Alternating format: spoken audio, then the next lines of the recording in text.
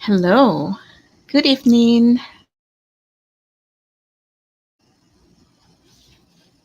Hey, Nicholas, are you there? Hey, just a second.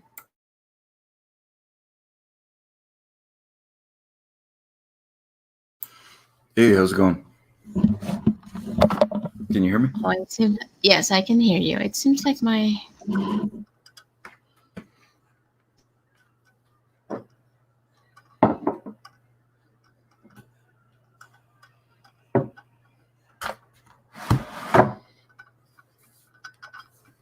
Okay, my computer is breaking on me, but it's fine, I think.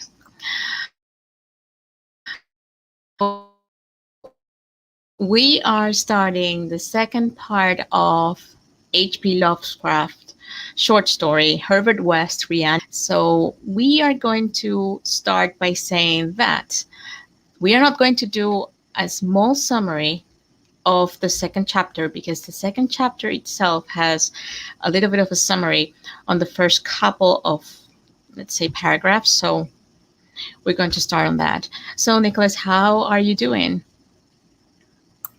I'm doing great. Thanks for having me back. I'm really excited to go through the rest of this. Okay, so let's go and start by sharing the screen. Okay, I think this is fine. Okay.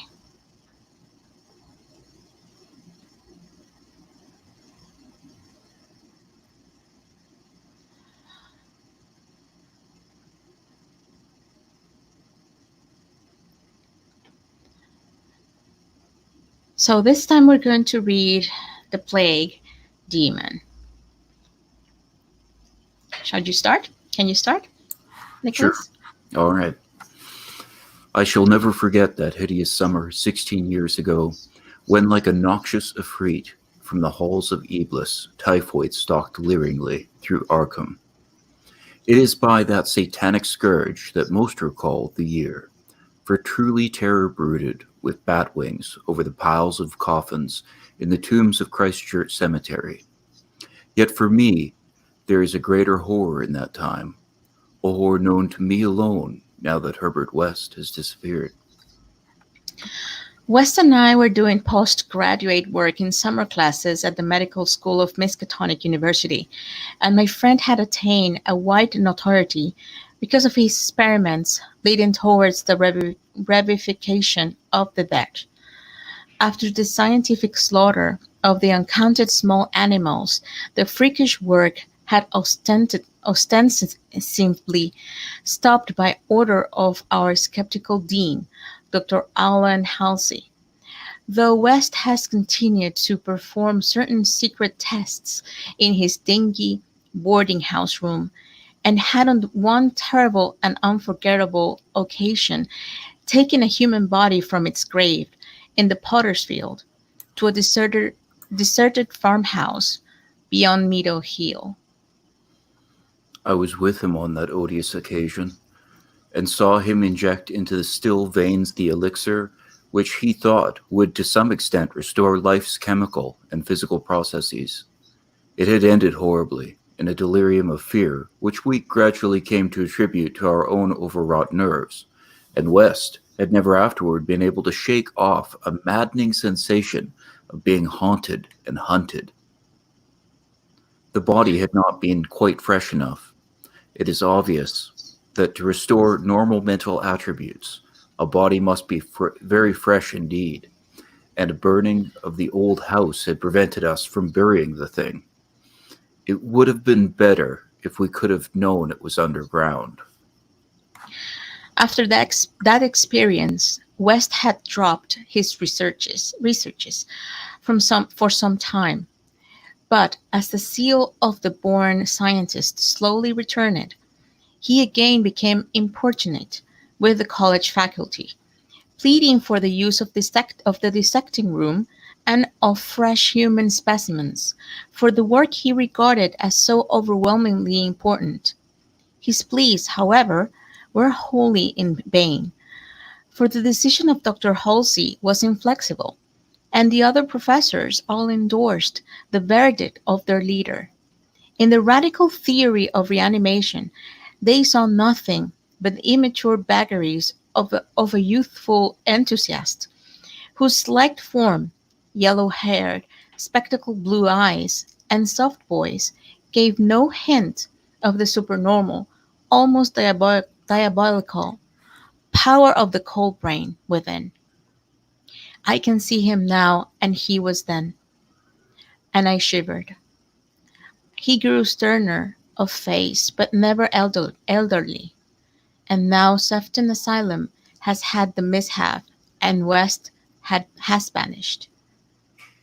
West clashed disagreeably with Dr. Halsey near the end of our last undergraduate term in a wordy dispute that did less credit to him than to the kindly dean in the point of courtesy.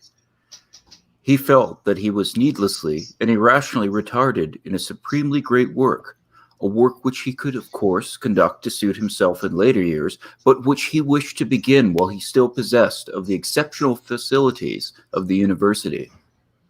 That the tradition-bound elders should ignore his singular results on animals and persist in their denial of the possibility of reanimation was inexpressibly disgusting and almost incomprehensible to a youth of West's logical temperament.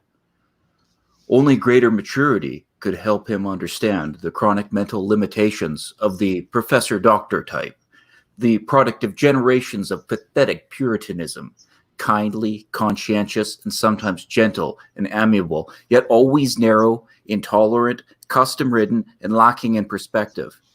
Age has no charity for these incomplete yet high-souled characters, whose worst real vice is timidity, and who are ultimately punished by general ridicule for their intellectual sins like Ptolemaism, Calvinism, anti-Darwinism, anti-Nietzscheism, and every sort of Sabbatarianism and sumptuary legislation.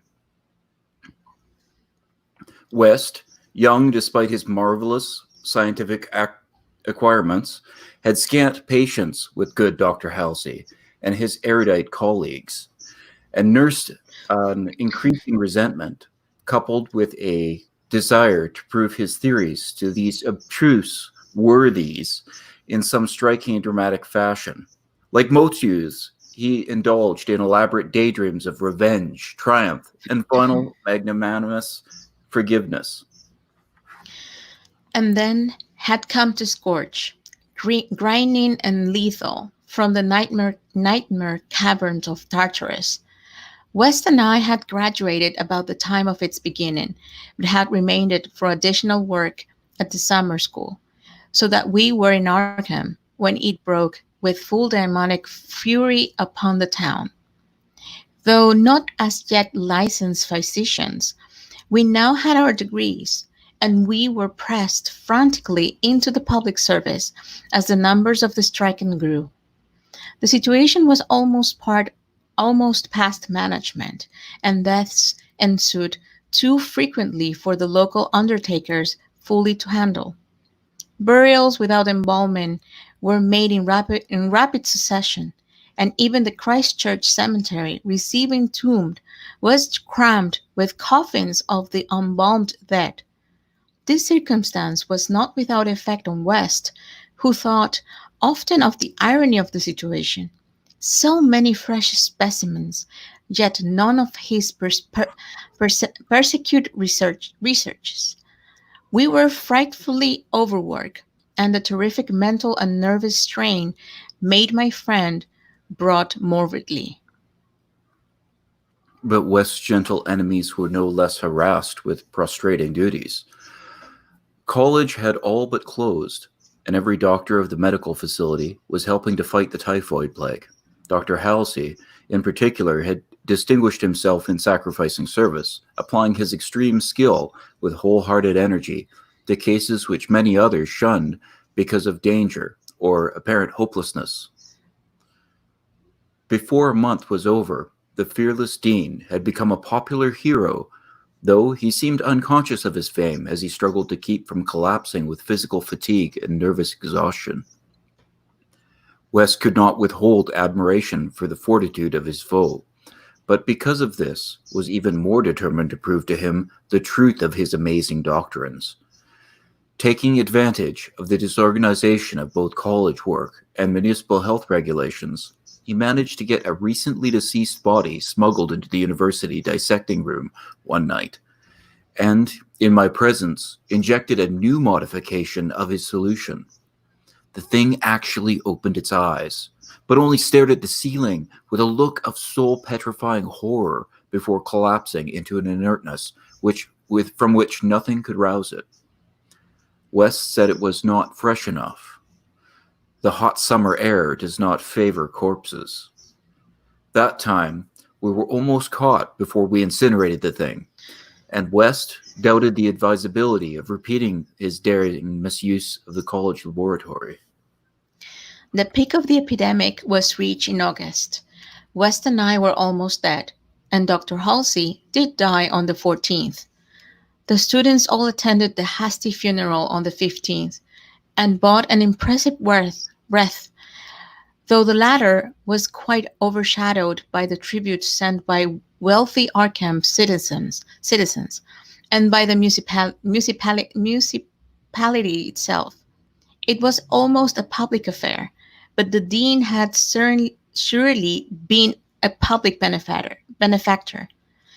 After the entombment, we were all somewhat depressed and spent the afternoon at the bar of the commercial house, where West, though shaken by the death of his chief opponent, chilled the rest of us with reference to his notorious theories.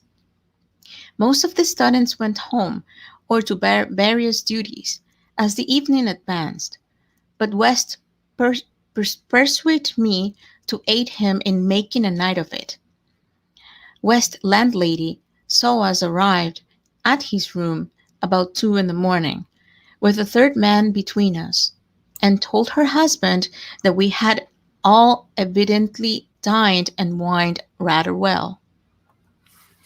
Apparently, this acidulous matron was right, for about 3 a.m., the whole house was aroused by the cries coming from West's room, where, when they broke down the door, they found the two of us unconscious on the blood-stained carpet, beaten, scratched, and mauled, and with the broken, remnants of West's bottles and instruments around us. Only an open window told what had become of our assailant, and many wondered how he himself had fared after the terrific leap from the second story to the lawn which he must have made. There were some strange garments in the room, but West, upon regaining consciousness, said they did not belong to the stranger, but were specimens collected from bacterial analysis in the course of investigations on the transmission of germ diseases. He ordered them burnt as soon as possible in the capacious fireplace. To the police, we both declared innocence of our late companion's identity. He was, West nervously said, a congenial stranger whom we had met at some downtown bar of uncertain location. We had all been rather jovial, and West and I did not wish to have our pugnacious companion hunted down. The same night saw the beginning of the second Arkham horror, the horror that to me eclipsed the plague itself.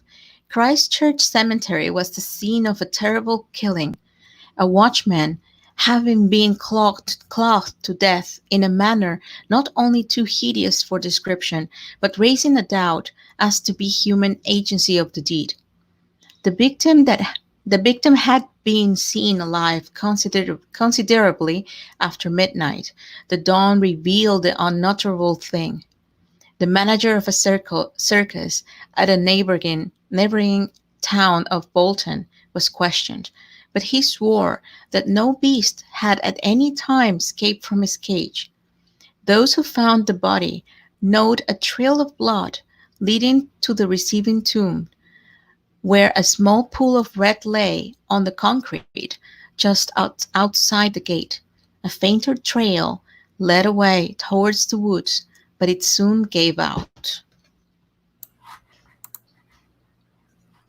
The next night, devils danced on the roofs of Arkham, and unnatural madness howled in the wind. Through the fevered town, had crept a curse, which some said was greater than the plague, and which some whispered was the embodiment daemon soul of the plague itself. 8 houses were entered by a nameless thing which strewed red death in its wake. In all, 17 maimed and shapeless remnants of bodies were left behind by the voiceless, sadistic monster that crept abroad. A few persons had seen it in the dark and said it was white and like a malformed ape or anthropomorphic fiend. It had not left behind quite all that it had attacked, for sometimes it had been hungry. The number it had killed was 14. 3 of the bodies had been in stricken homes and had not been alive. On the third night, frantic bands of searchers, led by the police, captured it in a house on Crane Street near the Miskatonic campus.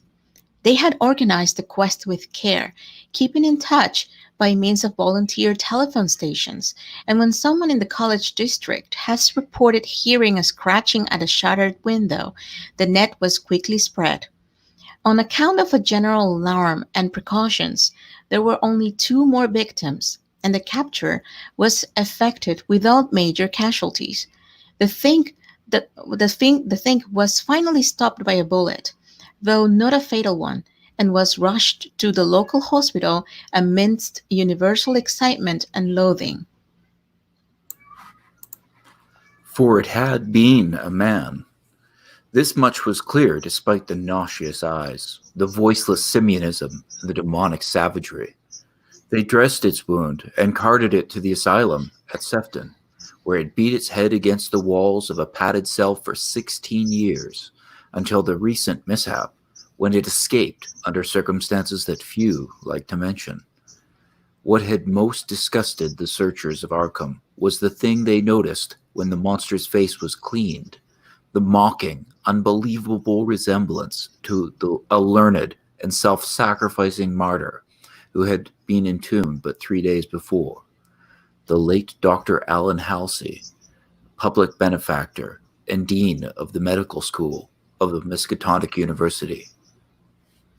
To the vanished Herbert West, and to me, the disgust and horror were supreme. I shudder tonight as I think of it, shudder even more than I did that morning when West muttered through his bandages. Damn it! It wasn't quite fresh enough. This part was, I was just like grabbing, I was grabbing to my desk when I Yeah, was reading this. this is really good. I think it's hilarious that this is considered his worst work and he hated it. Yeah, I think it's really well done. It is. It is.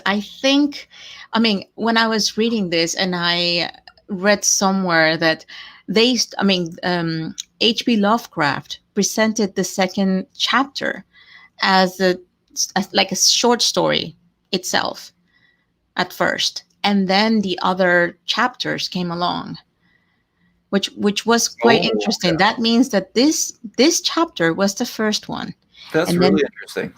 yes, so that means that the story, it actually started with this one. Then the other ones got along. That makes a lot more sense because the timeline is kind of weird.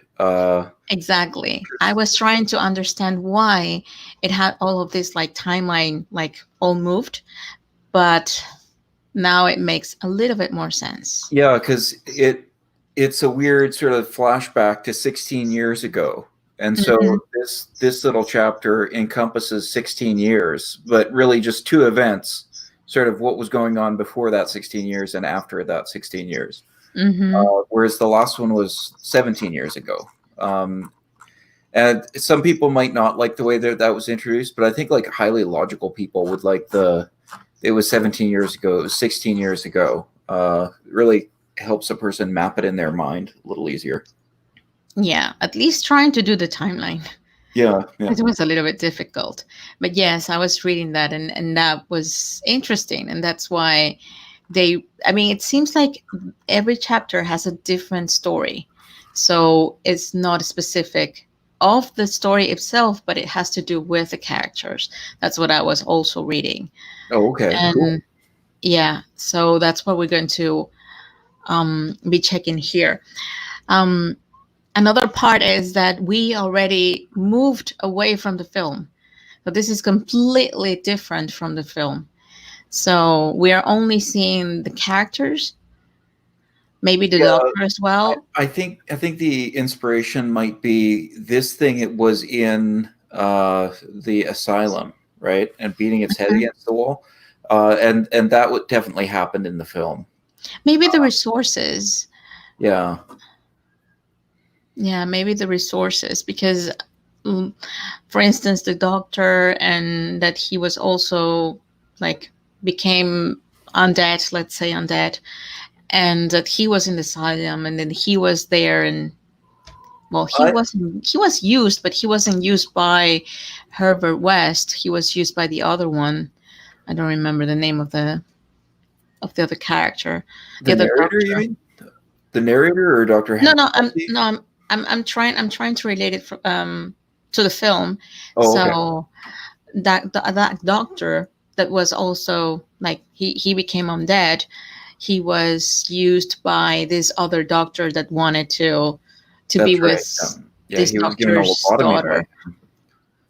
Exactly, exactly. So that's, I mean, the characters has been there have been recycled to the film. Right. That was funny in the film when he was giving people those lobotomies with just a laser through the skull, Yeah. which made some sense when working with a dead body because you don't have to worry about skull pressurization or anything like that. But it would so kill a person if you did that. If you just drilled a hole in their skull with heat. Well, he's not going to feel it. That's for sure. Yeah. So Okay. I thought this was really interesting. That I would almost say that this one rant that he says about against pathetic Puritanism. He like I'm really thinking that this describes him and his views. Uh, Even though I don't usually like to ascribe the writer's work to themselves, but Mm-hmm. it says a pathetic Puritanism, kindly conscious. So think of his mother when I'm describing this. A pathetic Puritanism, kindly, conscientious, and sometimes gentle and amiable, yet always narrow, intolerant, custom-ridden, and lacking in perspective.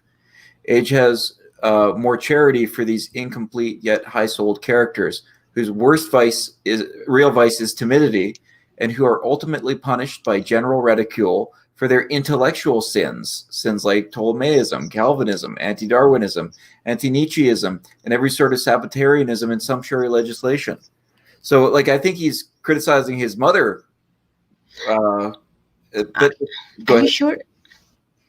No, no, no. I was just going to say I think that he is actually saying how his mother is. That's Not what I'm saying. criticizing, but not exactly criticizing her. Well, this seems very hateful towards her or to these people. Uh, like he's saying that really the worst thing about them is that they're intellectually timid, but everybody makes fun of them for their ideas. And this is a list of Mhm. very eclectic list of ideas. It's strange that he's sort of aware of all these things and he thinks that there's a definite point that is a wise decision to make on all of these. But uh, yeah, I take it as very uh, attacking upon his mother. Like if this does represent his mother, and then later, the thing is that I would assume that he would want people to side with this character that's making this criticization or criticism. Uh, Mhm. and but the thing is that the person that he wants to prove it to, that he can bring things back to the dead, is this hero. So this guy that gives his life and he becomes famous because he's giving his life during the typhoid epidemic. He's so good and he doesn't care. So he's even helping like cases that other people think are desperate or too dangerous to work with. And then the guy dies, and then Herbert West decides, yeah, I'm going to prove it to this guy and just raise him from the dead. Uh, like it would make more sense if the writer wanted people to side with Herbert West for this to be a really annoying character. Uh, but Mm. the way that they Mhm. set it up as a hero that he defaces by turning into this anthropomorphic creature, uh, this like it's a hero that Herbert West is defacing here. It's not a bad guy, you know. It's not a villain. It's not like, oh, I don't care about him anyway. Yeah, it's true. It's true. I haven't seen it that way. I haven't seen it that way, but it's true because he's actually trying to turn it, but you're still thinking that Dr. Halsey is a hero, even though he's coming as an undead or as like a strange form. But still, West is now it's portrayed as a bad person or as a bad guy. Yeah, yeah, that's the thing. He Hmm. defaces the hero, and so he becomes like unsympathetic. It's hard to sympathize with him. Exactly. And what he wanted was to try to prove his point, but in the end he just showed that his resentment went like it was like over, it was over him, like he got all of that out by turning this amicable guy to a monster.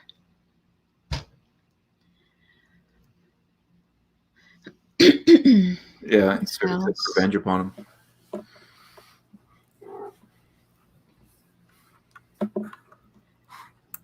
What else? Uh, Also, I have a weird theory about this. It's definitely not written down, but something I was thinking about when I was reading it Mm-hmm. is I don't know how drunk the narrator is during this evening, but I wouldn't be surprised if he's blackout drunk. And if he was blackout drunk, I wonder if Herbert West would convince him to take like a living person back with them and kill him. It's maybe, oh, this guy has a really bad case of typhoid at the bar. We don't want him to be spreading typhoid around. He's going to die soon anyway. So we'll take him back to our place, and this will be a really fresh body. Oh, but you mean like a second victim? Because the No, first this victim that one. they claim that they took home from the bar. But I don't think it was someone that was in the bar. Yeah, I think I it think was the you're right. doctor. Actually, I think it was the yeah, doctor. you're right. Yeah, never mind. Yeah, Hmm. And that's why they only found that one because they were mentioning that the other one died in that big, fire. That it was in that, yep, yeah, yep. in that place. Never mind. That was stupid. Never mind. No, it could be, but the thing is that they are not saying enough because they're just having like random. Well, Let's no, say they did say a lot describing the identity of this person. I was just confused of it. I was thinking of this experiment that they had as being a different person, but no. Yeah, and what's funny to me, it's what he was at first wanted to try and get all of this permission from the university. And at the moment that they were trying to control the typhoid disease, he had so much material going on like around him, and he had so many corpses to try to prove his point that Yeah, he couldn't do anything. yeah, And yep, that little part I want to rescue from this person, because at this point it shows me that even though he wanted to prove his point, he looked resentful, he looked like he was like the bad guy in that moment. he I felt that he was a person, that he had empathy to Oh, people. I didn't read it that way at all. I knew that he didn't take any of the bodies because he would get caught and he was too busy. Exactly. It's like, okay, I'm not going to do this because I need to save lives. I need to be here Oh, working. right, but I think if he could have gotten away with it, he probably would have let people die just so he could have done his work. Yeah, but the thing is that he didn't. He wanted to prove his point. He was like, I felt like he was like a small child trying to say this is right. The adult is telling me no, this is wrong. and I need to prove him that he is wrong and I am right. But I don't want to hurt anyone else in the process. Well, that's what I thought Okay. by reading those lines. Uh-huh. Um what else? That was a point where I started seeing maybe something that some people would read as black humor. When he was talking about how he was upset that the irony of the situation, there were so many fresh specimens, and yet he couldn't work on them. Uh, just, yeah, again, maybe the irreverence that he's dealing with people and dead bodies, but I have a hard time reading this as humorous, but it could be things like this that they consider humorous. But quite honestly, people that tend to work with dead bodies and things, they tend to have that sort of a black humor. Uh, that you sort of need to survive.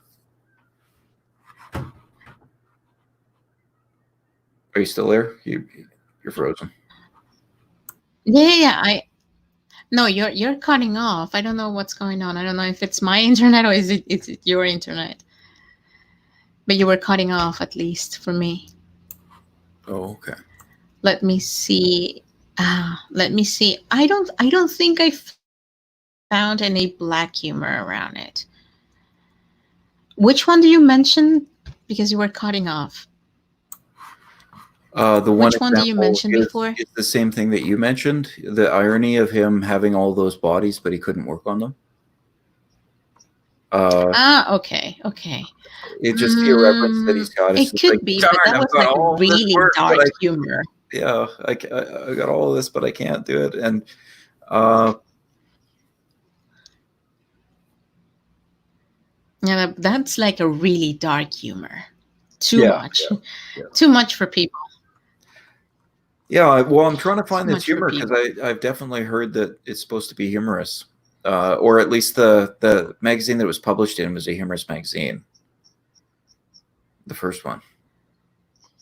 You know what's funny? Yeah. I heard a really, this is kind of a sidetrack, but a really hilarious story Hmm. is the way that Lovecraft sort of got plugged in with other writers that were famous, which eventually led to him being able to make a living at it. Uh, was he would read this one romance sort of anthology comic, and he Hmm. really hated it. He especially hated this one author that I don't know if it was exclusively his stories that were in it, but he just hated this one author that was definitely in this thing. And he would send him letters that were like insults about his writing and his ability to do work and things like that. And it would rhyme, and he sent letters and Okay. letters and letters to this guy. That's right. And the guy showed it to some of his friends, and some of his friends, which were famous writers, actually liked some of Lovecraft's rhymes. So they contacted him in order to write professionally. Eventually, Well, you start for something, yeah, yeah. right? I You, was you listening you need to to start for something. I was listening to a YouTube video, and the guy described it as trolling, and it's like, yeah, Lovecraft was basically trolling this author. And then he got viewed. Like it. Yeah, Oh, yeah, you exactly. see, you seem to have a good writer, a good writing. So let's come. I mean, let's go. It'd be like somebody leaving rhyming YouTube comments that's insulting the creator. But then you started to Yeah, like it. Like yeah. instead of like saying, "Oh, this is a hater," but you write pretty good. Like your writing is pretty good. Well, I think the guy that was the target, that author never really liked it, but other authors apparently did. Yeah, but that's a sidetrack. That's not specifically to do with this part here. Uh, Okay. yeah. Again, I'm just really enjoying. I personally, I think I've said this before. Writers take a long time to say anything, and these stories are very interesting and they're very short. uh, the right kind of child, I could see reading this to them before bed. Uh, Not every kind of child, but I think some children would like this. Read a chapter of it before bed. It's not too long, and it's gonna. No, but I think this is way too hardcore to read for children. especially for them that they have a lot of Yeah, I imagination. suppose at the age that you'd be reading to them, yeah, that wouldn't be right. They might like to read it to Mm-mm. themselves when they're old enough, but yeah, yeah, you're right. Yeah, I mean, Especially this if you line ask me, I about will be reading this. Ptolemaianism and Calvinism and anti-Darwinism. Mhm. That's not going to be anything to a kid. Yeah, Yeah, that will be too much. yeah, That will be too much for them.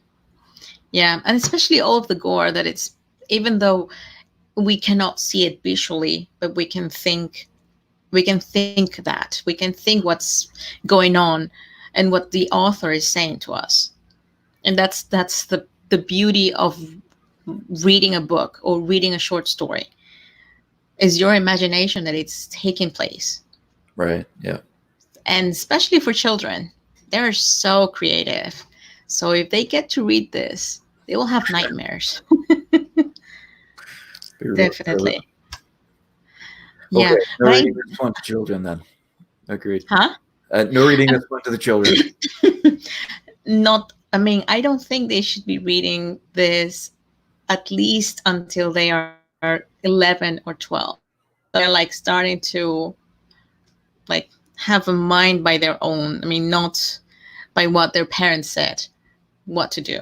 So at least they're trying to have like a more, I don't know, they are pre-adolescents. So Do you know, like, a lot of ancient fairy tales were extremely violent? Like, I have Cinderella? read about it. Yes, I have read about them. Like they have been changed to the Disney world Yeah. to be really nice and without like um, blood and people dying and everything has to be like a happy ending. But mostly all of them doesn't have a happy ending, Well, and they were all changed. you know what the story of Cinderella is, right? With the shoe. Yeah. She leaves the shoe. And the original Mm-hmm. story is that the her two of her stepsisters both try to impersonate her. When the prince shows up, they Mm-hmm. rush ahead and they try to fit on the shoe. And by their mother's direction, because Cinderella has such small feet, and they will never fit into it. The first sister tries it and she cuts off her toes so she can fit into the shoe. And somehow Wow. the prince does not see that, and they start heading off. He's going to marry her, and then birds actually tell them. They go coo coo. There's blood in the shoe, and then he checks her shoe and sees that like she's cut off her toes, so her foot's bleeding, and so he realizes that she's not really the girl that he's in love with, and takes her back. And then for some reason they have a repeat event where the other sister does it with her heel, and the birds warn him again, I think. And then Wow. finally, Cinderella gets reunited with Prince Charming or whatever his name is. Mm-hmm. That's the original story, yeah. And that's something you used to tell the children. Did they tell the children like that? I'm pretty sure that's the point of fairy tales, yeah. Wow. I mean, I'm shocked that, I mean, I knew that the story wasn't as good as how it is now for children, but didn't expect mothers to be telling their children that. Well, I don't know what kind of stories you were told when you were a kid, but think back to them. Think, I mean, we were told the Disney ones. oh, okay. Did you ever read the Bible? I did, but when I was older, when I was, I think maybe 9 or 10, Oh, okay. 10 years old. So I was doing my first communion, Right. and that's when I was getting all of this information regarding to the Bible. But before, when I was like 5 or 6, I was just watching all of these princess movies from Right. Disney. So Yeah.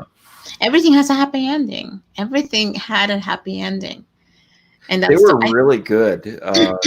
There's The Little Mermaid and Beauty and the Beast and yeah. Aladdin. They were really great films. I think the only one that was really scary at that time was Hansel and Gretel, and that one was the one. that I think was told almost the same, but with less gore. I mean, they were still saying that they were pushing the witch to the, to the, what's this called, Oven. to, yeah, to the oven. That's the only thing that we could just imagine, and that's it. He's like, yeah, the kids just pushed her, and that's it, and end of the story. Go to bed. Yeah, but there's also the idea that you might be trapped by a witch. If a stranger gives you candy, you might be trapped by them, and they might plan on eating you. That's pretty terrifying. Yeah, that's also terrifying. Yeah, yeah, especially because she was always checking on you and trying to see if you're getting chubbier. Yeah, Right. yeah, that was scary. Yeah, I remember that story, but well, the normal stories here, there are like local ones and the princess movies, and that's it. Oh, okay. Mm-hmm. Yeah, because I remember a lot of these old stories that I think do have a really violent background. The violence is just never emphasized. Like the Bible, I think there's a story about two women arguing about a baby, and I think it's Solomon gives the explanation. Oh, okay, well we'll just cut the baby in half and give half to each of you. Wow. And Mm-hmm. the one woman's like, yeah, that's a great idea, and the other woman's like, no, no, let the other woman have it. Like, I don't want my baby cut in half. Don't kill it. And that's how he learns that this is actually belongs to the one lady, and he gives her the baby. The woman that said, go ahead, cut him in half. I'll take the half. He gives nothing, of course. Yeah. And I remember being told that story when I was very young and never really thinking about it too much. That's a pretty brutal story. Yeah. To be telling that to a kid. Yeah. Mm-mm. Well, at least you didn't like got it that way because it didn't happen supposedly, right? I mean, it wasn't cut in half. It was Right. just It given doesn't the actually kid. happen So in the story. Yeah. exactly, exactly. So maybe it wasn't that it didn't shock you too much. But if it happened, then it would have. Wow. Yeah. The Well, I Bible think, has a really harsh stories, yeah. really harsh stories, really heartbroken as well. Like, what are you I thinking of? mm-mm. Which are you thinking of for heartbreaking? Ah, well, I do remember. Well, as I said, I don't have specifics from the Bible, but I remember a story of a lady that couldn't have a child and was really old. Oh, right. Yeah. So um, she really wanted to have one, and I don't remember how she managed to have one. And they were like really happy, but that first part of her not being able to have kids was really hard. I mean, it was heartbroken to see. I mean, to read about her trying to give all of the love, but she couldn't. Yeah. But then she decided to ask for like a please grant me the wish, grant me my desire to have a baby. Well, yeah, and God came by Mm-hmm. in the form of a man or sent a messenger or something like that and said, Mm-hmm. you're gonna have a baby, and she laughed because she's like 100 years old at the time. She's like, "What? I'm gonna have a baby? Like, no, no, this isn't gonna Yeah, it's like happen." I don't believe it. Yes, Yeah, exactly, because she was really old. yeah, She was really old, and she. I mean, we could tell in the story that she had already like said, "Okay, this wasn't my time. It's already passed. I am not going to be pregnant, and that's it." right, yeah, But God granted that wish, right? yeah. So that's what I was thinking. Um, what else? What else are we missing from the story?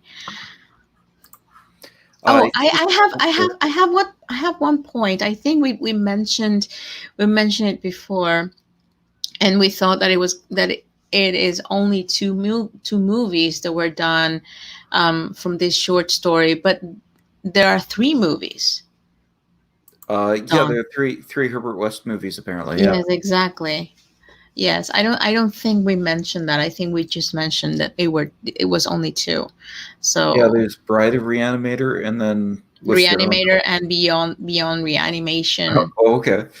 something like that. It was in 2003, and the other one I don't remember exactly when it was. Oh, I bet you the 2003 one's terrible. I am guessing that as well, but it's like Beyond Reanimation. I wonder if they use certain characters like the same ones from the first movie.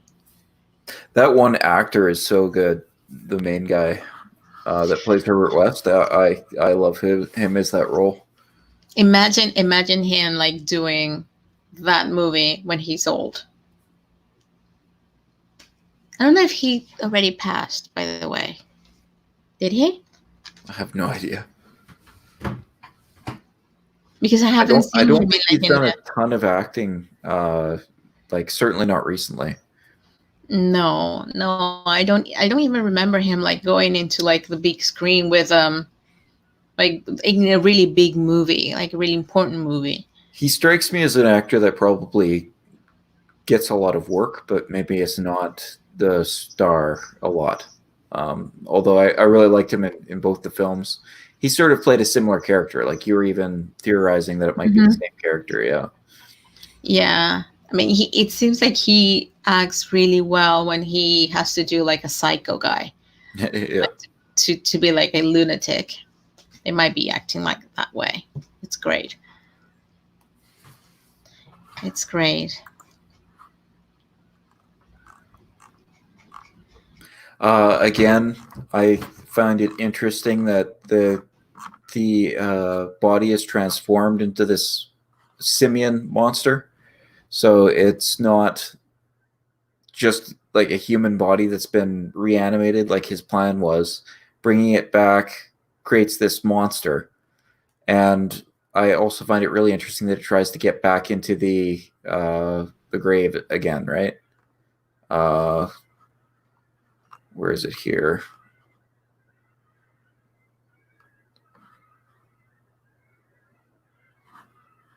My internet connection. I think that's better.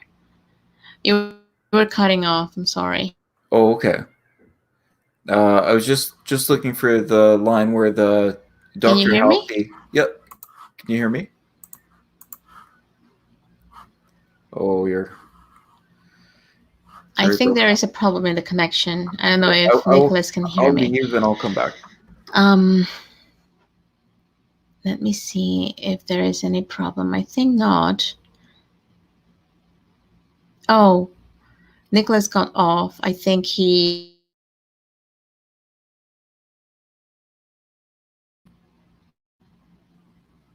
Okay. Mine is.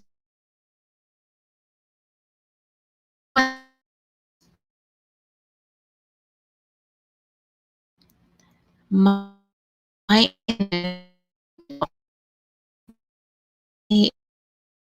if it gets better. Can you hear me?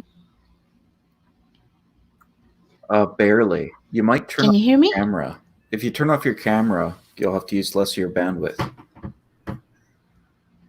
Yeah, I think it has to do with I don't know. I think it's my internet, but you got off from the live stream. Yeah, I tried leaving and coming back to see if that would help, but I suggest you turn off your camera if you're having this much trouble communicating, or we end the live stream because we need to be able to talk.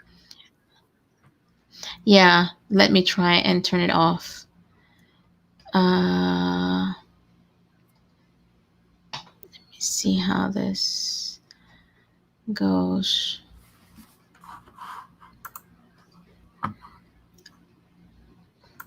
Okay, there you go. I need to try and change the picture later. Okay. I think that's yeah. I think that's it. Okay, okay. You were saying I'm sorry. I lost you for a bit. Oh, right. Well, I find it really interesting that he gets turned into a monster. So you could reanimate a body, like was the plan, according to all his theories. and it would just be, Mm-hmm. it would just look like maybe a rotted corpse, right? But it's not a rotted Mm-hmm. corpse. It's this albino anthropomorphic malformed ape. Uh, it's created. It's turned into this monster, and I seem to think on the first night I was looking for exactly where this was. Yeah, there we go. It's trying to return to the Christchurch Cemetery. The Mm-hmm. Christchurch Cemetery was the scene of a terrible killing. Yeah, um, and so the first place it tries to go is back to where it was buried, and I find that really interesting as well. And it causes violence trying to get back there. Uh, and that's the same thing as earlier in the story, the first chapter, where Mm-hmm. the creature like is clawing at the grave but can't get in because it doesn't have any tools. I Yeah. find that really interesting. And it happens. It happened on the second chapter, and it happened on the first chapter. Right? Yeah. Exactly. Yeah. Right. Yeah. Exactly. But the thing is, I mean, the question will be: do you think that they applied like more serum to this corpse? Uh, They created a different potion. yeah. He did mention that it was a different one. Uh, where does it say it here? Well, they said that they lost everything, so they have to start from scratch. So that's pretty obvious, I think. Uh, yeah, but it specifically says that he's got a new kind here. He's always seems to have a new Mm-hmm. kind. Uh, oh, new modification was the earlier one. Uh, the thing actually opened its eyes, but only stared at the ceiling. This was Oh, that okay. was the one that was a new modification. So I'm guessing that this one was the first prototype because let's say that this is the first that for the second chapter is the first chapter that H.P. Lovecraft actually wrote. I'm sorry, actually Oh wrote. So that means that this is like the first serum, and that's why maybe he no, thought it as a no, monster. the first one was at the farmhouse at the old Chapman place beyond Meadow Hill. That was the first one in the first chapter. Okay. Oh well, the thing is that H.P. Lovecraft wrote this before, like the second chapter. I don't know if they, I mean, I don't know if he actually thought about having a first version of the potion, and this is the second version. But I feel that, and that's where the timeline just goes off because I feel that the this second chapter mentions like when you are just doing something by experiment and oh okay I had it, this is wrong, so I have to change it because what I wanted was different from this first result. Yeah, he never does get into the details of why he's changing or what he's changing or what he's getting these chemicals from, this Mm-hmm. reagent. He's very vague about that. I thought that was fine. It gave you a believable scientific reason why he's creating these zombies. But yeah, he never does get into the details of why he's changing things. He's just always got a new idea and a new plan for how to make it work. And I think that's interesting in that it feels like it's escalating, and you never Mm-hmm. know what the next potion might do. Yeah, and the thing is that well, you know what he wants. He wants a fresh corpse Yeah, because it wasn't fresh enough. that's right. Yeah. But how I mean how close it has to be like from dead. Well, that's Let's why go. I Let's had go into that dumb theory about him taking that guy home from the bar. Is I could see Herbert West killing somebody, especially if they were already diseased, in order to further his researches.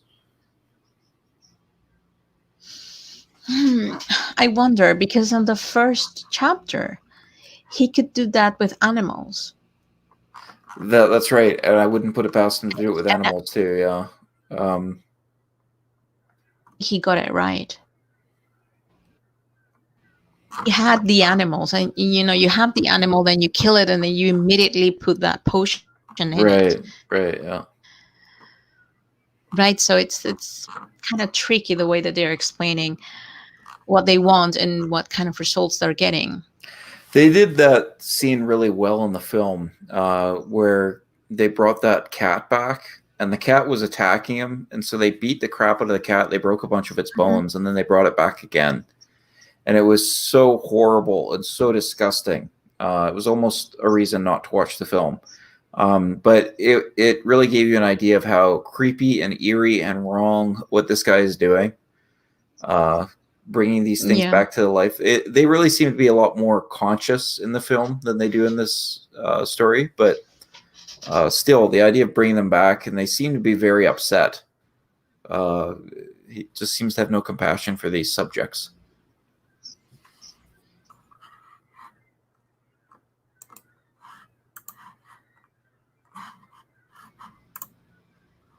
Yeah, Still with me? because they Yeah, go ahead. actually they never said how it was. They never said how it was with the animals. That's why I think they didn't mention like, and they said that they were doing experiments with animals, but never said this was a failure. I mean, they said that they weren't what they wanted to be, Yeah, right? When I they remember in this chapter the they call it a first singular chapter. success that is dismissed. Yeah. Mm-hmm. And they never. Well, they said. Well, they did. They said, and only repeated failures on animals had shown him that natural life motion were incompatible. Mm, but what kind of failures? That's the thing. I think with stuff But anyways, I'm just that going was like too old, into yeah. like it's too deep. It's like too deep. Like this is like trying to see the results and just try to like go into the investigation itself. So never Right. mind. Well, and in this chapter it says that the tradition-bound elders should ignore his singular results on animals and persist in their denial of the possibility of reanimation was inexpressibly disgusting and almost incomprehensible.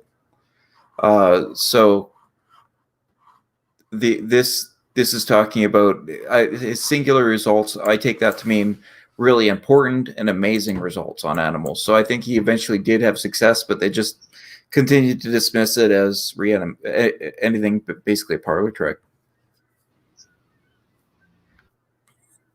It will have been nice. It will have been nice to see or to read about what happened with this successful experiment with the Oh, animals. yeah. What would they Get more what were they details on looking that. for? Right. Exactly. Because okay, I saw the animal being friendly. I saw the animal doing the same thing as this animal was alive, right? Like going back to their own nature. What happened? That's a good point. Yeah, I just Oh, assumed that it would be attacking people, I am but wondering if actually Herbert West was lying about that. Hmm, you think like that was their goal, like to attack people? no, I don't think anybody's goal is to attack them, but I assume that the animals had attacked and been violent, but that was probably influenced by the Mm-hmm. film. They don't ever mention that they become violent, I don't think. I think it's the people that become Uh violent. huh.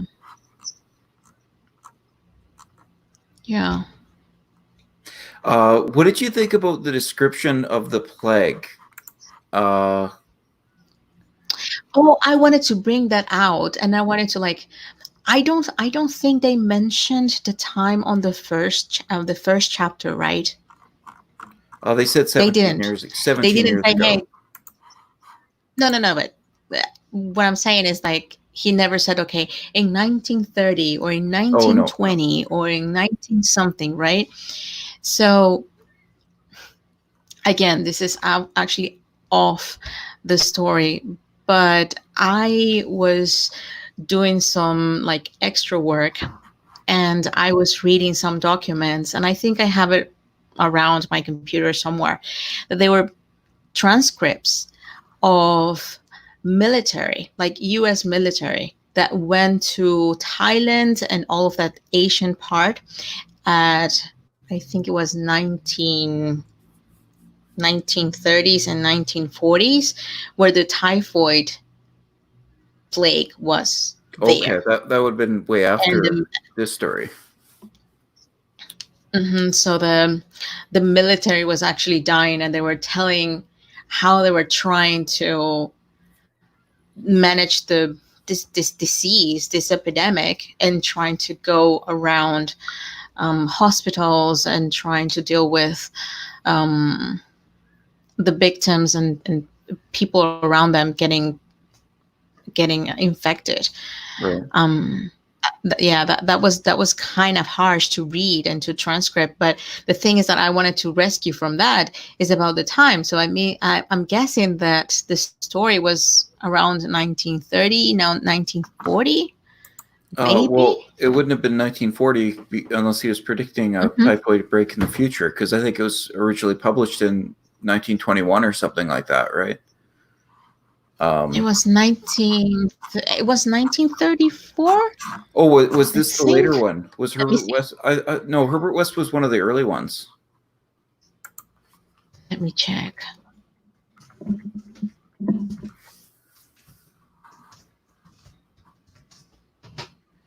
It's originally Mm. 1922. Oh yeah, 1921 and 1922. Yeah. Interesting. So I would assume that there would have been typhoid outbreaks during World War One. That would Hmm. probably be the most familiarity with it. But I wonder if he knew. Maybe it was already passing. I mean, someone had already told him that this was happening, and Oh, that's why and he used it as a story. also in like hospitals and asylums and things, Hmm. the care was so poor that typhoid would often go through those areas. Okay. And his father went to an insane asylum from the later effects of syphilis, right? Hmm. So he would have been aware of some of the things that were going on in those sort of asylums. Yeah. Let me check what else. What did you think about the description of the plague? It was personified. I couldn't understand that description.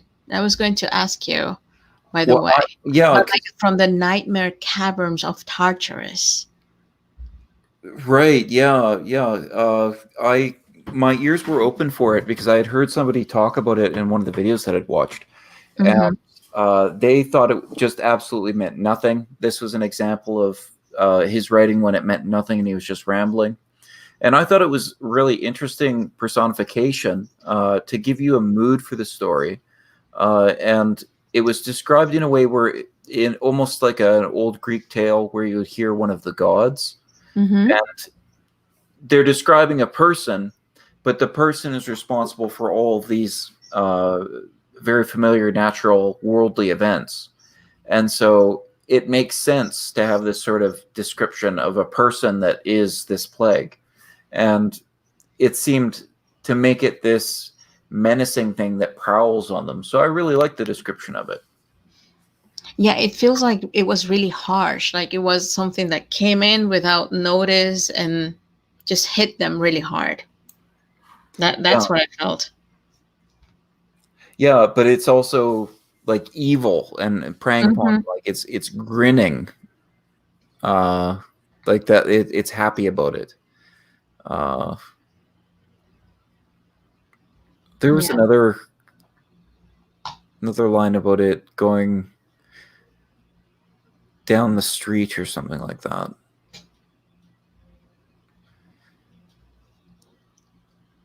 When it broke with full demonic fury upon the town.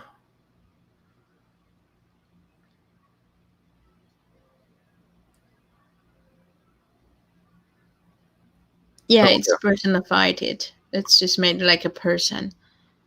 yeah, Mm-mm.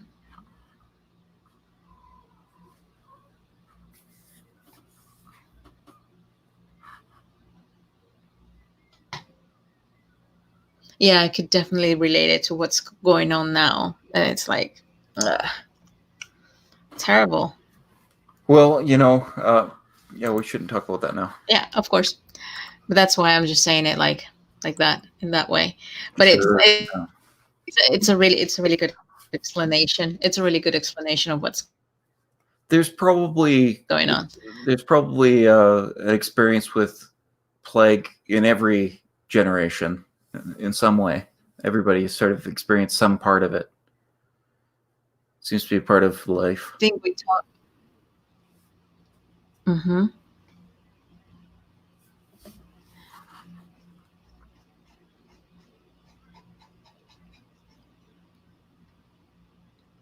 What I liked about this chapter as well, and I think you mentioned it before, and well, I think you mentioned it in the last live stream. It is that this chapter, let's say, it has like a small summary of what happened before. So we don't actually have to explain about what's going on. You Right. can catch the story in these 2 or 3 paragraphs from the first part, and you can catch the story without even reading the other one. That's Even though, something. Yeah. Go hmm? ahead. Go ahead. No, I was just going to say maybe you want to like read it like again, like the chapter one, just to get like a little bit more of notion of what was going on, but you can definitely get the vibe on those paragraphs. Yeah, that's something that I really love about this, and Lovecraft hated. He thought it was interrupting his writing, and it was very methodical, and it got in the way of his artistic work. But yeah, I think you and I both really like it. Yeah, but I think it's because we're not like them. Or we're not like the writer, because he knows what he wants to say and he knows what he's writing about. But we are the normal people that wants to read them, True. right? And we want to like catch the story. And the only way to catch it, for instance, if you read it like in one week and then you read it the other week, and you want to catch the story, like at certain point, I might have read, maybe I have read this like 2 times, but the second chapter, it wasn't like just once, because I had the story in mind with only these 3 or 2 chapters, or these or two, 3 or 2 paragraphs, and that's it. I Right. knew what was going on. Yep.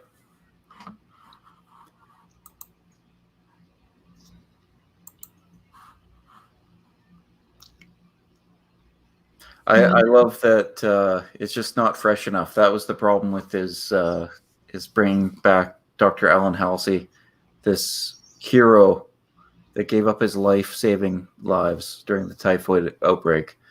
The problem with it was the body wasn't fresh enough.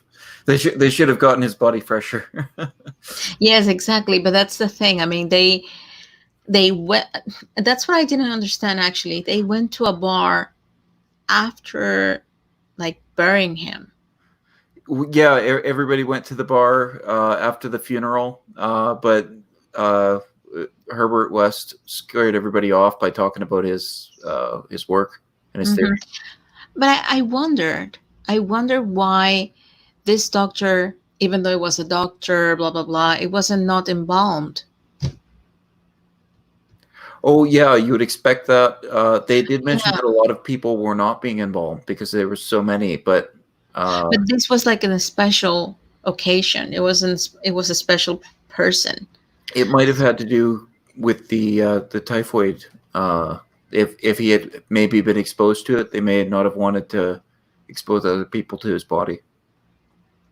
So we, I'm just maybe talking out loud in this case, but do you think that maybe because of the typhoid, it was the problem with the potion not working? I had considered that. I thought that's really interesting that he has no problem with working with these typhoid bodies.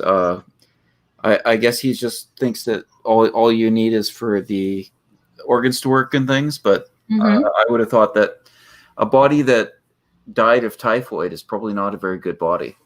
Because I remembered that I think they mentioned it on the first chapter, that they said that they needed to find a body that wasn't malformed. See, I have it here.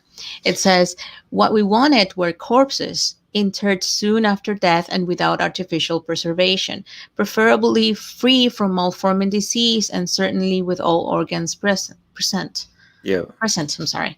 So maybe it was. I mean, this disease was doing something in people's body, and I don't know. It was. I think it was harming one of the. It hurts one of the organs. It just kills one of the organs Well, inside of yeah. you. So, I well, guess I think it's a respiratory illness, typhoid. So I think it's going to be the you same thing think? as what's going on right now. Yeah. Let me just look it up really No, I quickly. don't. Well, it's not the same thing here. I mean, Oh, if I talk about it's the not the same thing typhoid, as we have right now, but it is a mhm. fever. It's a bacterial infection. It's similar to salmonella. Okay, but it says typhoid fever. Okay, so it was a typhoid fever only. Oh, it's through contaminated food and water, so it's not respiratory, I guess. I Okay, so it must was have it confused with something else. yes, because we have that here still, the typhoid. Oh, We okay. still have it here. Yes, third world countries are really most susceptible for that kind of disease, but it's because you're eating um, raw meat that has that bacteria. I think it's a bacteria, I guess. Oh, okay.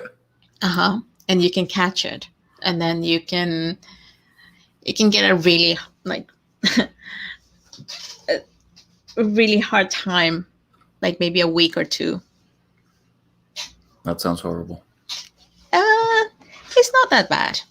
The thing is that you will remember not to eat outside, at least not raw or something that has to be really well cooked. But that's what I was thinking. Maybe it's not that it wasn't quite fresh enough. It was because it had that disease, and that's why that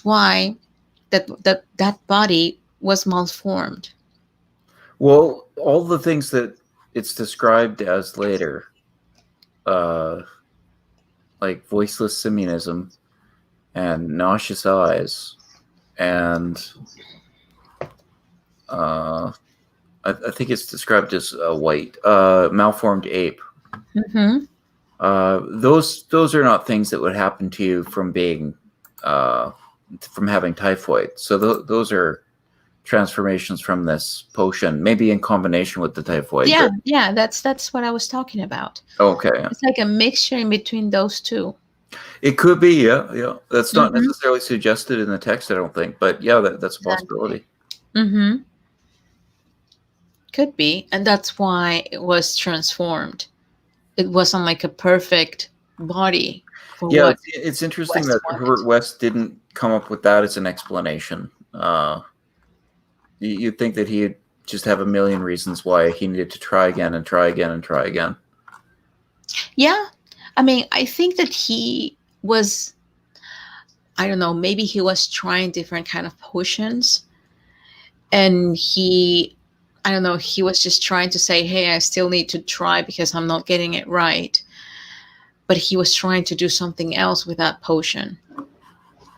I don't know if you get my point, but the thing is that um, he knows what he wants, but he's not getting it, and he is blaming it to something else. But maybe it's actually the potion that it's not right. It's not quite Yeah, I think that that's the issue. Is I think this whole process is wrong to begin with. But yeah, right. the, I think that just him bringing back the thing is what made it into a monster. That would be my opinion. Mm-hmm. Yeah. He sure loves not describing things. If you look at the next night devils danced on the roofs of Arkham paragraph, he's Mm-hmm. got uh, 8 houses were entered by a nameless thing, uh, shapeless remnants of bodies left behind by the voiceless. He just likes not having descriptions or anything. Just these are the things that are not there. Yeah, but that's the thing. He's making you think, Yeah, that's even right. though it's not, even though it's not there, but it's making you think that it's not there. So what are you thinking about? Like, Right. you're thinking about the nothingness. I don't know if it's okay, that word, or not, but it's like it's making you think there is nothing there, but it must be something. Yeah, you've got to fill the void with your imagination, right? Exactly, exactly. And I think that's why they're not saying exactly what's going on. And it's making you feel what could be, right? You're having all of these thoughts in your head. And Yeah, then I you're, think we may have discussed this last time. I think Lovecraft would have found that the most terrifying description is leaving something as indescribable. But I enjoy it at this point, but I think I'm going to get bored of it very quickly. yeah, that's why they only have like six chapters, and that's it. Well, I think he does it all the way through his writing, and Mm. that's a common feature of him to have these wordy descriptions and often not describe things. Well, if you think about it, after getting all of this story in you, if you wanted to portray it in a movie, would you have enough information to do it? I think that it would kind of ruins the purpose. I think Lovecraft would have said it ruins the purpose to have this as art, Hmm. because what he wants is for you to not be able to picture it. I would guess that Lovecraft would say that he had never imagined Cthulhu, and that like anything that he had thought of, that wouldn't quite be Cthulhu. Um, that Cthulhu is just this more horrible than you could imagine thing. So anything, the most horrible thing you could imagine, it's worse than that. Yeah, but that's why all of these creators, they might have got all of this information from these stories to get the horror stories that are out. And that's their way of, let's say, putting something into words or into something visual for what they thought they were reading in the story. Yeah, like have you seen that film, The Thing? I think so. It was an old movie as well. Yeah, yeah, it's It fairly was old like now. a I don't know. It's something that moves around. It's like gooey, I Yeah, think. there's a lot of wetness in the effects for that film. Yeah, Uh huh. Uh huh. but I think that that was sort of based off of Lovecraft. That sort of creature that came from this frozen deep. Mhm. I think some descriptions that I've heard from Lovecraft, it sounds like that's probably where that came from, and all the tentacles and things that that creature had. Mhm. Uh, I think that that was sort of inspired, and like I really like The Thing. I imagine if I were judging the two, I would say that The Thing is better art than any of Lovecraft's stories that I've seen. Uh, but I think that Lovecraft, in terms of what he's trying to describe, would say that it's a mistake to fill out the lore too much and to show it on screen. You just never want you want it to be that thing just off screen, you know, that thing Mhm. that people cannot see. And I don't think that makes for a very interesting film. Hmm. Like it works for a while, but you really need that payoff, in my opinion. Like if you think about any of those films with like a killer or something like that, an alien, you want to see the monster at the end. You don't want to see it throughout the film, but you want to see it at the end. Yeah. Maybe just have like little hints before getting into the real monster and know what's going on, and that's it.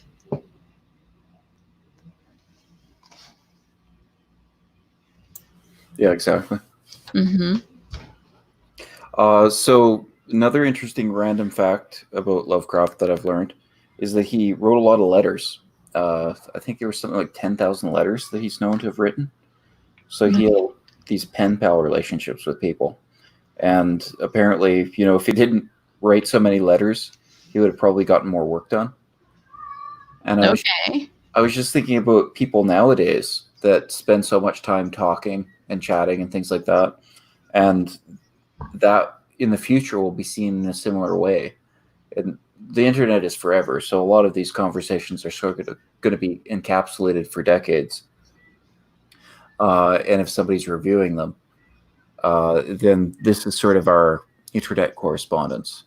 And somebody might look back and say, you know, Pat would have gotten more programming done. She did a little less internet correspondence. Exactly. It could be. Exactly. Yeah. Yeah, it is. It is. But that's how our life is now right now, right? Isn't that's how our life is? And um we're getting used to the fact of having all of this way of communication, even if you're like really far away from me, for instance, in this case, and for everyone that is going to watch the live stream as well. In every single, I mean, at any point tomorrow, they don't have to be with us right now. They're just going to be watching it later. Yeah, I'm That's it. amazed. Mm-hmm. That's one of the great things about YouTube, showing you the statistics of people that are watching you. I'm Mm-hmm. amazed at how many people that watch me are from India and places like that. That's really interesting to me. Uh, and I've used programs like this to talk to people all throughout the world. That's really fun. Yeah, I mean that's interesting, and you have lots of information there. Yeah, You have the lots of different information there. perspectives of people from different countries is amazing. Exactly. You can have all of that in just one single chart, and that's it. That's how amazing communication is right now. And it's true. We might say we could have been doing more of this than to be chatting here. But we're doing something that it's taken off our minds for all of that, I right? think this is, well, for me as a writer, this is a really great thing to do, to read this work and to discuss it. It's exactly the sort of thing that my brain needs to do.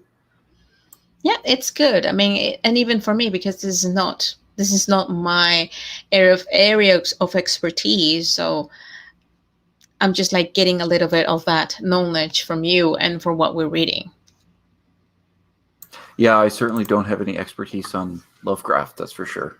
I have been watching a few YouTube videos about him, but that's about as far as my intro goes. There are really good YouTube videos about this, by the way. Yeah, his fans are pretty hardcore. Yeah, I have seen videos, for instance, of people doing characters or what's this called? Comics or images for certain stories from Lovecraft, or talking about the monsters of their stories. Um, and all of these things that are related to Lovecraft and have been brought to the movies. I think, like, sure, all of that stuff is based on Lovecraft, but the sort of truest iteration of Lovecraft, I think, nowadays would probably be closer to something like creepypasta. Oh Uh, yeah. just those short stories that people are writing online for other people, and you're Mhm. probably not making a lot of money doing it. That's Yeah. probably it. Because this guy, he was so poor. Apparently, he survived eating, at times, expired food in Mhm. tins. Okay. That's pretty poor. Like, I understand he was around in like the 30s and things, and that was a pretty poor time. But Mm.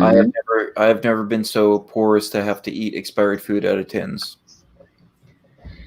Well, I'm guessing that he was really poor, and the only way to get some money was from this. But you were mentioning something here in the chat saying that he made $5 a piece. That's right. Yeah. So this thing that we read today, he made $5 for that. I think that was like a lot of money at that time. It was a lot more than it is now. That's for sure. Hmm. Around this time, I think you, for 5 cents, you could have probably gotten, a couple bottles of pop and a big bag of chips and a chocolate bar and something else extra for like 5 cents, right? Hmm. Um, so it was a lot more then, yeah. And I think for one story though, he made something like $165, and I don't know if that's the Wow. most he ever made for a story, but that just shows you a comparison of in total $30 for all of this work versus the 165 for uh, what I can't imagine was very much longer. Yeah. But this wasn't this first story that he wrote, right? I think this was his first like major thing that was published that he got paid for. I think this might be his first paid work. Hmm. Before that, he was an amateur journalist, Uh-huh. and I don't know if he was ever paid for that work, but it was good practice for him apparently for his writing. Uh, and then he finally graduated onto this. I think this was the first thing that got published. Oh, okay. Hmm. But yeah, he had a really pitiful career, which isn't uncommon for a writer. Wow. It's so sad because he had like, well, as I said, he had so much passion by writing this. I mean, as I felt it, but if he didn't like it at a certain point. And he seemed to be a real writer's writer. Like he had a lot of friends that really liked his writing, which I find it interesting that he was so popular and yet didn't make a lot of money. And that showed to me maybe he was having some problem socially, because somebody that could connect with other people a little bit better would probably be able to transform their hobby that they're so good at into money. Mm-hmm. So Maybe because he was talking about creatures and potions, like getting someone to take it and do well, all this. this is something like 50 or 100 years after Mary Shelley's Frankenstein, and that was really popular. People really enjoyed that. I think after the Victorian era, people were really into these dark stories. Hmm. Like we were talking about the fairy tales that people told not too long ago, how violent those could be. Yeah. Yeah, but there must have been a reason why he didn't got like some more promotion of these stories. Yeah, I'm not too sure about that. I just know that the stuff that he was publishing and generally wasn't read too much. The stuff was obviously not very good by most people's standards. Although, by the standards of people talking about this story, they think this is his worst work, which I just don't understand. It seems to be really good. Well, I think he tried to connect it very well Yeah. because it was just written, as I said. He wrote the second one and then he started to write the other ones like afterward, and Yeah. that's how he managed to get all of these six chapters on. But I think they're not quite connected to each other. We'll have to keep on writing. We'll have to keep on reading and see what it's going on. I think the next one does pick up where this one left off. This was 16 years later. Mm-hmm. So we're basically present day, and Herbert West has disappeared, and now we're going to find out why. And the title itself is a cliffhanger: 6 shots by midnight. Mm-hmm. And the first line is, "It is uncommon to fire all 6 shots of a revolver with great suddenness when one would probably be sufficient. But many things in the life of Herbert West were uncommon." Yeah, Wow. that's a Wow. that's a good That's a entry really good line. line. Yes, that's a really good line. I mean, you want to read out why did they have to use all of the six shots? That's right. Yeah, That means that they are not killing a normal human being, that's or right. it has a really bad aim. Yeah, or yeah, he's so panicked. It's He like was terrified. Yeah, yeah, he's like shooting everywhere instead of the one that he had in front of him. yeah, Guessing, just guessing. yeah. I think it is really well done, and I like the story format. There are people nowadays that make their living with basically websites where they will have subscribers or people that just support them, Hmm. and every day or fairly regularly every month, they will write things that are basically short stories, and apparently it is often very repetitive. But some people write really entertaining things, and people support their work. And so, if Lovecraft was able to be on a site like that nowadays, then maybe he could support himself that way. Yeah, but which kind of characters do you think you will be reading these kind of stories? Oh, nowadays Lovecraft is very popular. I have disgust for Lovecraft fans. They seem to love him too much. Um, but he is very popular, and he inspired a lot of things. And I think he's important to read for that reason. That's the main reason why I want to see what he's about. And I look forward to reading other stories if you want to read other stories. But quite honestly, I think in a nutshell, this was really great to read this Herbert West Reanimator. Yeah, I do. As I said, I do want to read the macabre stories. Sure. It has to. I have to say something different from this one, and then we can actually compare if he's writing. I mean, his writing is just the same as this one. I really want to read this. I mean, I Yeah, really want to read I that look story. forward to That's, comparing it. Yeah, especially mhm. since everybody's so hard on this one, and I like it. Yeah, yeah. I really wanted to read it. I really want to read the. It's called Macabre Dance, Oh, okay. something like that. Well, we'll have to search for that later on. I think after this, we can like. Um. Oh, we should give them the link for this. Oh yes, yes. I'm so sorry. I. Also, if you want me to be able to give links, you just have to give me mods on your channel. Uh-huh. But if you don't want to do that, that's fine. There you go. Yeah. Yeah, the H.P. Lovecraft writings, text fiction, blah blah blah. I will have to search. I don't think I can give you mods here. I think I have to like go to YouTube and do it, right? Yeah, I think in YouTube, that's where you Yeah. do that. Yeah. Um yeah, so what we just posted in the chat is the story that you can search it online. So as we said in the first live stream, you can get all of these stories online. It doesn't have to like go to a specific place to pay for anything. This is for free and you can read it. Also, the movie is online. Unfortunately, we cannot put the link there, but you can search it. And it's called Reanimator. I think it's called, just to make sure that I'm saying it right. I think that's right. Um, yeah, Reanimator. That's the one. It was in 1985. If you want to keep on watching about this kind of story, it's The Bride of the Reanimator, which is the second movie, which was in 1990, and Beyond Reanimator, which was in 2003.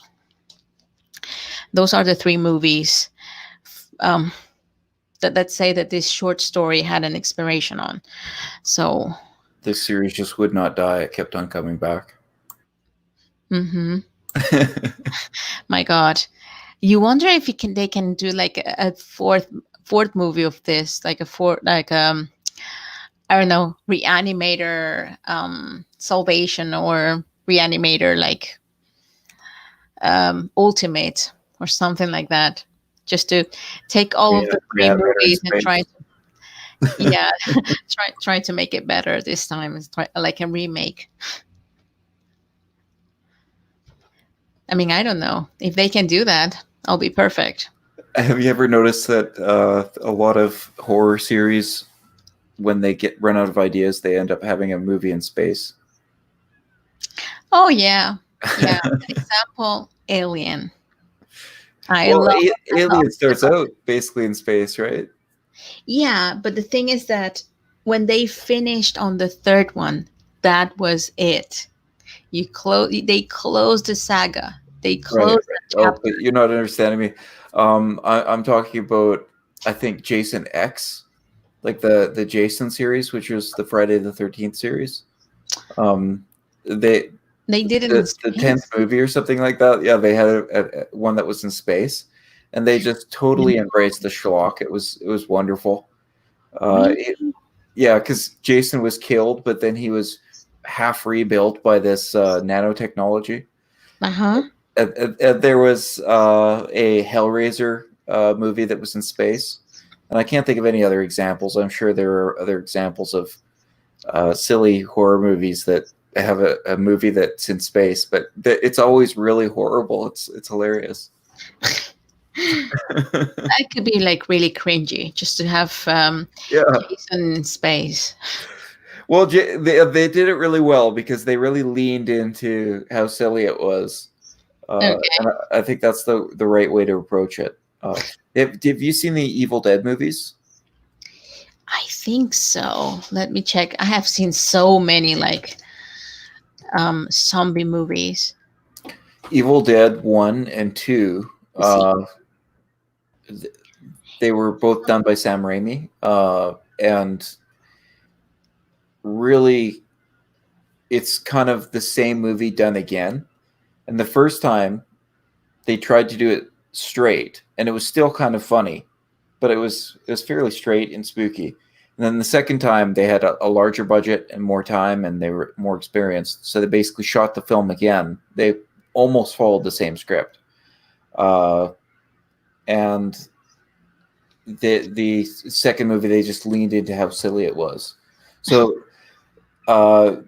really interesting from a movie making perspective, comparing the two films because they're so similar and yet focused on different things. Oh wow! I'm just like looking at the pictures. I think I saw the first one. Oh, okay. I think I definitely saw the first one, but they say that like there was a remake after the I Evil haven't Dead seen that. 2. Yeah. They have the Evil Dead, they have the Evil Dead 2, and they have the Evil Dead remake. Yeah, I haven't seen the remake. I saw Army of Darkness, which is kind of the third film, but It was 2013. That's when the remake was done. yeah, I didn't see that one yet. I've been meaning to see it. I hear it's good, but I to be honest, a big reason why I love those films is Bruce Campbell. If you know who that is, the main actor. Yeah, the one that has like the seesaw, I think it is, or well, he's the one that is always with The blood on. chainsaw, Yeah, the chainsaw. I'm sorry. Yes. right? Yeah. Mm-hmm. Yeah, that's right. Yeah, and I find him a really entertaining actor. He was also in Hercules and Xena as Autolycus, the King of Thieves.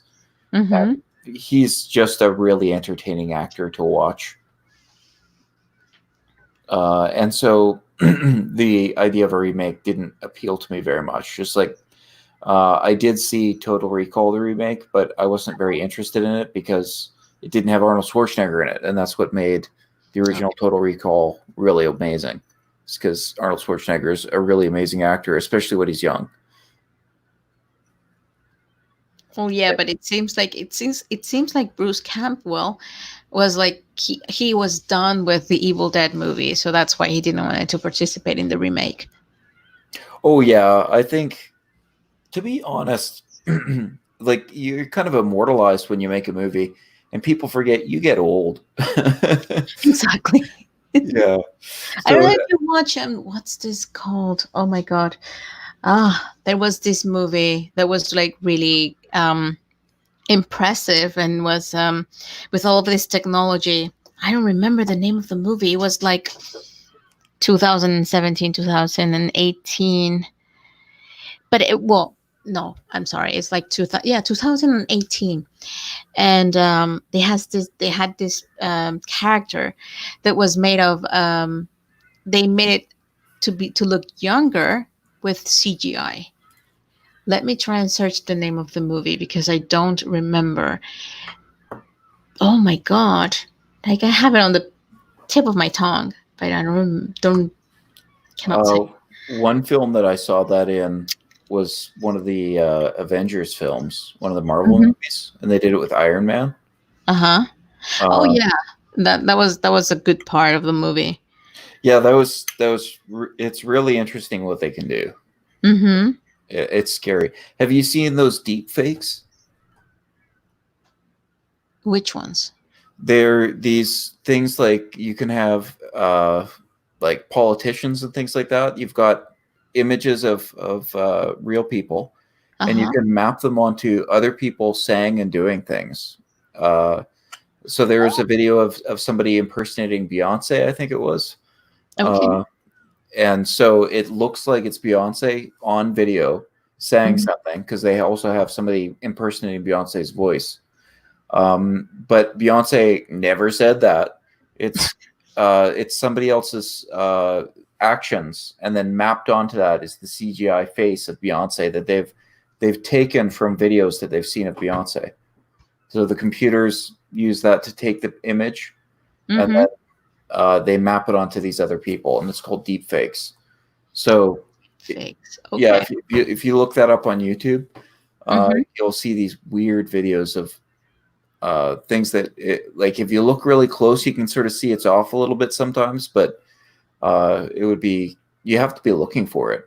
And if that's the level that just everybody has right now, governments must have seamless deepfake technology. Yeah, but they still need to like upgrade that because it's still in the works. That's what I think. Well, anything that I've seen is definitely needs work on it, but it's pretty impressive. It's scary stuff.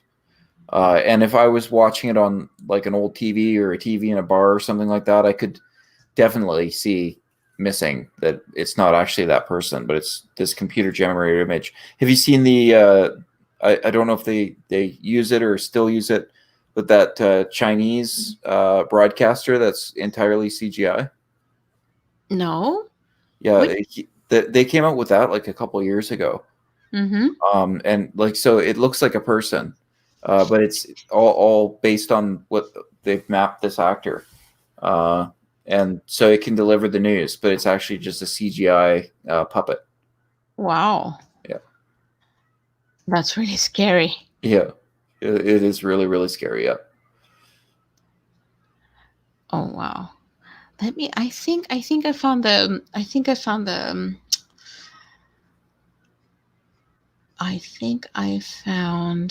name of the actor that was in that movie. Oh, I think I lost it. Oh, here. I think it is. Kurt Russell. Oh, right in the thing. Yeah, but no, but he acted in a movie called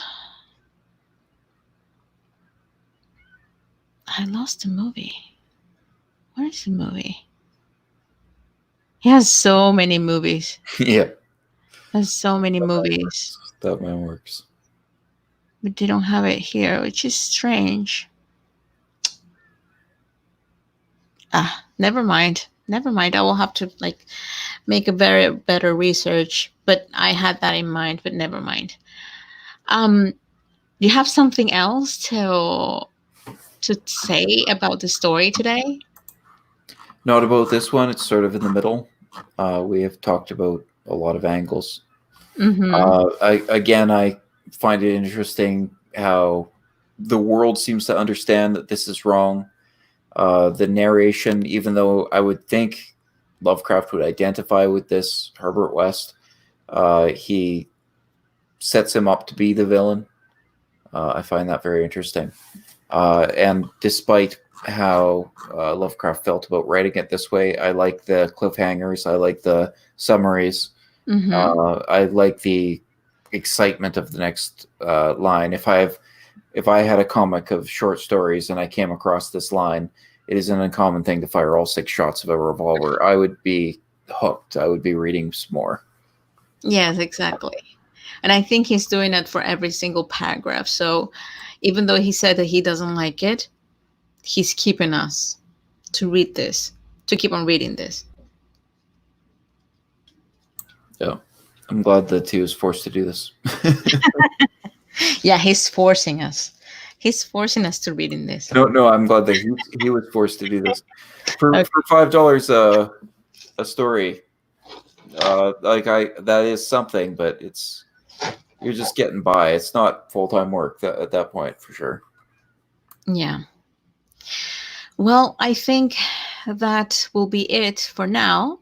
We're almost 2 hours talking about this short story, but we're going to do the same thing. We're going to keep on reading on to the third chapter, which is called Six Shots by Midnight. And I hope that we can do that the next Tuesday at the same time. So thank you, Nicholas. It's been a pleasure reading this with you and discussing it with you. And I hope that we meet again on Tuesday just to keep on reading this and to entertain a little bit on the fact that people can also listen to us and to discuss it with us. Even though there are not being any comments, but we are trying to make you feel that you can comment and tell us what you want us to talk about. If you want to discuss with us about the story, or if you want to discuss about anything else from H.P. Lovecraft, because we're really interested in keep on reading this. I don't know if you want to say something else, Nicholas. Thanks for having me, and thanks to all those people that I know will like and comment in the future. Of course, they will. We will have to like maybe get better. In my case, I will have to like get like better reading this. It will take me a while, but I will work on it. Okay, so we're going to close this live stream. We will love to have you comment on anything that you want to, want to say about this. If you find any improvements that you want to say it as well, please feel free to say something in the comments. Thank you, Nicholas, and thank you, everyone. And I hope to speak to you guys soon.